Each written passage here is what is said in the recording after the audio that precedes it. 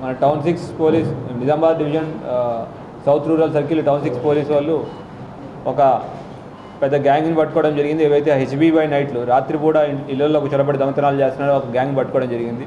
అందులో భాగంగా సీసీ కెమెరాల ద్వారా మనం ప్రివెంటివ్ పోలీసింగ్ ఎంత బాగా చేయొచ్చు అనే దానికి ఒక ఉదాహరణ.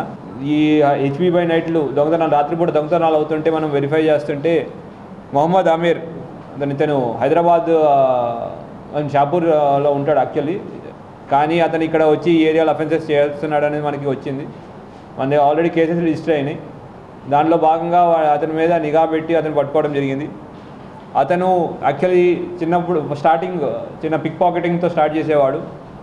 అయితే అతనికి మొహమ్మద్ అబ్దుల్ ఆసిఫ్ అనే అతనితో పరిచయం ఏర్పడింది. వీళ్ళిద్దరూ పిక్ పాకెటింగ్తో పాటు మిగతా అంటే ఒక 1.5 year 2 years నుంచి ఈ హౌస్ బ్రేకింగ్ స్టార్ట్ చేశారు. అతనితో ఆసిఫ్తో పాటు వసీం, సోహెల్, జావేద్ ఖాన్, రియాజ్, అలీ, ఆసిఫ్ ఖాన్ మిగతా వాళ్ళు కూడా కలిశారు. వీళ్ళందరూ నిజామాబాద్, నిర్మల్, కామారెడ్డి తర్వాత హైదరాబాద్ ఏరియాలో ఈ హౌస్ బ్రేకింగ్ అటెంప్ట్స్ చేస్తూ ఉండేవాళ్ళు. ఇప్పటిదాకా 24 కేసులు వాళ్ళ మీద రిజిస్టర్ అయినాయి.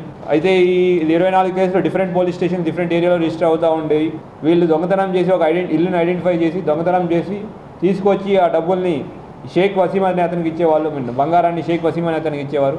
ఈ షేక్ వసీం అనే అతను మోహన్ మల్కాపూర్ వాస్తవ్యుడు. ఇతనికి ఇస్తే ఈ మోహన్ అనే అతను ఆ బంగారాన్ని కరిగి పెట్టుకొని డబ్బులు ఇచ్చేవాడు. అట్లా ఈ దొంగలు ఇచ్చిన ప్రాపర్టీని డిస్పోజ్ ఆఫ్ చేసేవాడు. ఇప్పటిదాకా మనం మొహమ్మద్ ఆమిర్ని, మొహమ్మద్ అబ్దుల్ ఆసిఫ్ని, షేక్ వసీంని, రియాజ్ని, జావేద్ ఖాన్, షేక్ సోహెల్, మొహమ్మద్ ఆసిఫ్, మాలత్ మోహన్ని 8 మంది పట్టుకోవడం జరిగింది. ఇంకా కొంతమంది వాళ్ళ గ్యాంగ్ని ఇంకా పట్టుకోవాల్సి ఉంది.